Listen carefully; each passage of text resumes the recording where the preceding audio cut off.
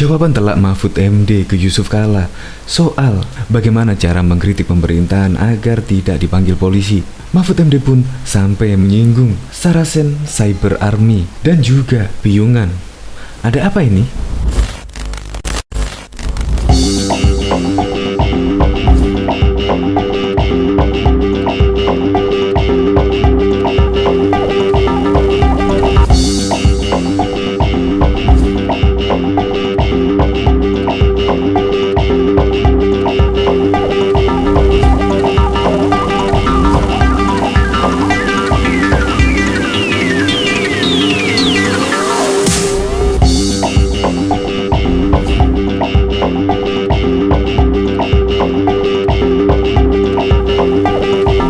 Menteri Koordinator Bidang Politik Hukum dan Keamanan Menko Polhukam Mahfud MD menanggapi pernyataan Wakil Presiden ke-12 yakni Yusuf Kala yang bertanya soal bagaimana cara mengkritik pemerintahan tanpa dipanggil pihak kepolisian. Mahfud MD pun tidak tinggal diam, langsung menyinggung suasana demokrasi pada zaman pemerintahan Jokowi Yusuf Kala pada periode 2014 sampai dengan 2019. Kritik kepada pemerintah pada waktu itu banyak mengalir. Ya, kemungkinan Anda masih ingat sih tentang Cyber Army dan juga Saracen yang dulu sempat menghebohkan jagat di tanah air. Ya, sama halnya saat ini, ujar Mahfud MD. Ketika pada waktu pemerintah ingin membubarkan Saracen dan juga pihak Cyber Army, kemungkinan juga ada perlawanan dan juga pro kontra. Ya, memang demokrasi memang seperti itu, ada pro dan kontra. Ciri-ciri demokrasi harus ada pro dan kontra. Kalau tidak ada pro dan kontra, berarti negara tersebut tidak demokrasi. Intinya demokrasi juga terus ribut. Ya, tetapi kan pihak kepolisian yang terus mengontrol demokrasi tersebut, sehingga tidak ada gesekan-gesekan antar suku, ras, dan juga golongan. Mahfud MD pada waktu itu juga menyinggung soal pelaporan keluarga Yusuf Kala ke Ferdinand Hutahian. Anak putri Yusuf Kala tidak terima nama baik Yusuf Kala atau ayahnya dicemarkan oleh Ferdinand Hutahian pada waktu itu. Nah, itu juga ciri-ciri demokrasi. Tidak mungkin polisi menolak pelaporan seseorang. Sekarang Pak Yusuf Kala kok malah berkata seperti itu. Bagaimana cara mengkritik pemerintah tanpa dipolisikan? Keluarga Yusuf Kala juga pernah melaporkan pihak Ferdinand Hutahian dan juga pegiat media sosial yaitu Rudy Escambri juga. Dan tidak ketinggalan juga pada waktu tahun 2017 yang lalu, keluarga Yusuf Kala juga pernah menyetujui atas pelaporan Sylvester ke polisi. Mungkin Pak JK lupa kalau keluarga JK juga pernah melaporkan seseorang ke kepolisian. Untuk lebih lengkapnya simak berita berikut ini, Good News Indonesia. Belum menyaksikan video ini, pastikan bosku jangan lupa subscribe. Karena subscribe itu gratis plus bonus tonton video terbaru setiap harinya. Jangan lupa ya. Telak jawaban Mahfud MD ke Yusuf Kala sampai bawa nama Saracen. Menteri Koordinator Bidang Politik Hukum dan Keamanan Menko Polhukam Mahfud MD menanggapi pernyataan Wakil Presiden ke-12 Yusuf Kala yang bertanya soal bagaimana caranya agar tidak dipanggil polisi ketika mengkritik pemerintahan Presiden Joko Widodo. Mahfud menyinggung suasana demokrasi pada zaman pemerintahan Jokowi Kala periode 2014 sampai dengan 2019. Saat itu, kritik kepada pemerintah banyak mengalir. Zaman Pak JK itu kita masih ingat ada misalnya Saracen, Muslim Cyber Army, ada Piungan yang hampir setiap hari menyerang pemerintah, kata Mahfud dalam keterangan video Humas Menko Polhukam Minggu 14 Februari 2021. Kan ada di zaman Pak SBY juga, Pak JK juga. Ketika mau ditindak orang ribut, ketika tidak ditindak juga orang ribut. Inilah demokrasi, kata dia lagi. Oleh karena itu, menurut Mahfud, pemerintah menyerap masukan yang sifatnya kritik saja untuk kemudian dipertimbangkan dalam kebijakan-kebijakan yang diambil. Dalam kesempatan itu, Mahfud juga mengatakan pihaknya tak bisa melarang orang melapor ke polisi. Ia lantas mencontohkan laporan polisi yang dilayangkan keluarga Yusuf Kala. Bahkan juga keluarga Pak JK melapor ke polisi. Siapa itu? Ferdinand Hutahian dilaporkan ke polisi karena menyebut apa? Ujar Mahfud. Laporan yang dimaksud yakni laporan dari putri kedua Kala, Musfirah Yusuf Kala.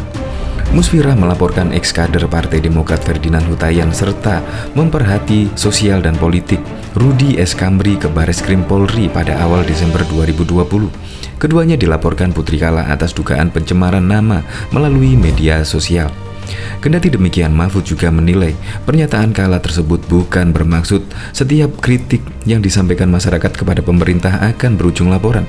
Konteksnya, pernyataan Pak Yusuf Kala bukan Pak Yusuf Kala itu ingin mengatakan sekarang ini kalau mengkritik takut dipanggil polisi. Nyatanya juga tidak begitu, ujar Mahfud.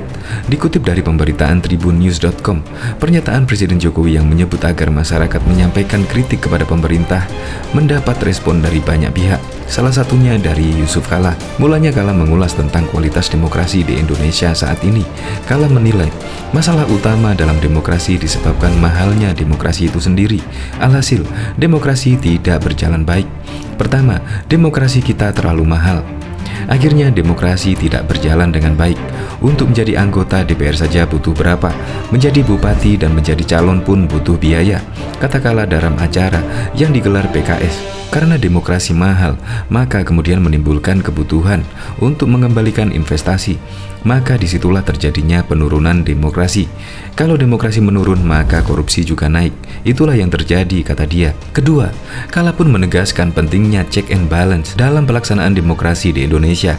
Oleh karena itu, perlu ada kritik dalam pelaksanaan sebuah demokrasi. Harus ada check and balance, ada kritik dalam pelaksanaannya. Walaupun mendapat berbagai kritik beberapa hari lalu, Presiden mengumumkan, silakan kritik pemerintah. Tentu banyak pertanyaan bagaimana caranya mengkritik pemerintah tanpa dipanggil polisi. Ini tentu menjadi bagian dari upaya kita, ujar dia. Selain itu, Kala menekankan pentingnya profesionalisme dalam pelaksanaan pemerintahan demi terwujudnya manfaat demokrasi. Dalam hal tersebut, keberadaan partai oposisi penting untuk menjaga keberlangsungan demokrasi.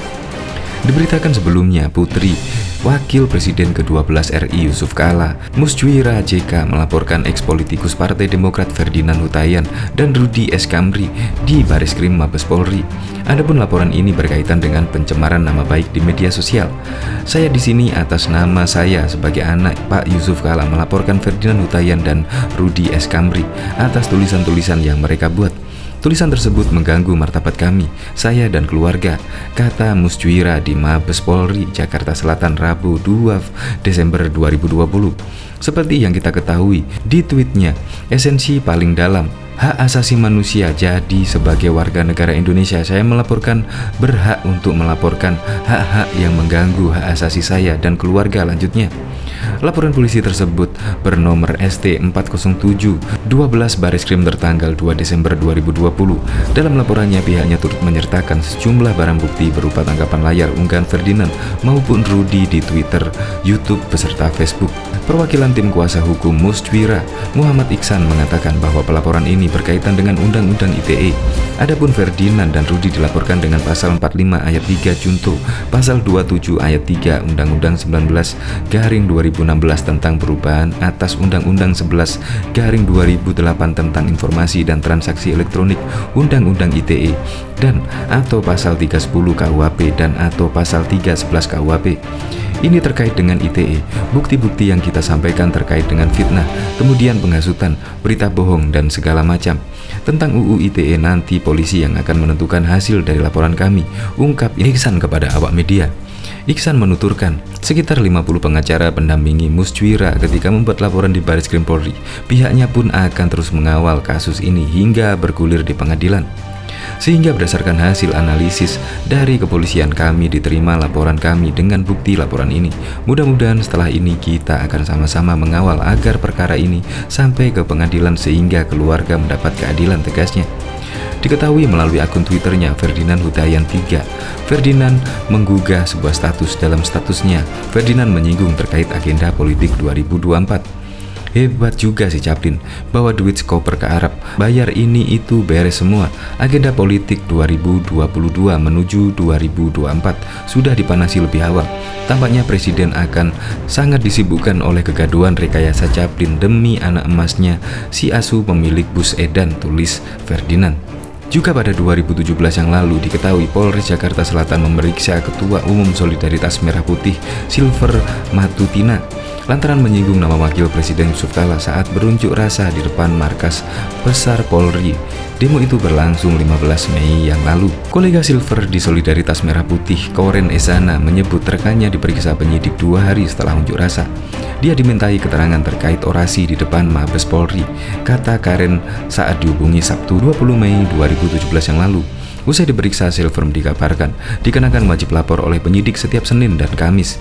CNNindonesia.com menerima salinan surat wajib lapor diri yang diteken Kepala Satuan Reserse Kriminal Polres Jakarta Selatan AKBP Budi Hermanto. Surat itu diterbitkan dengan pertimbangan untuk pengawasan tersangka.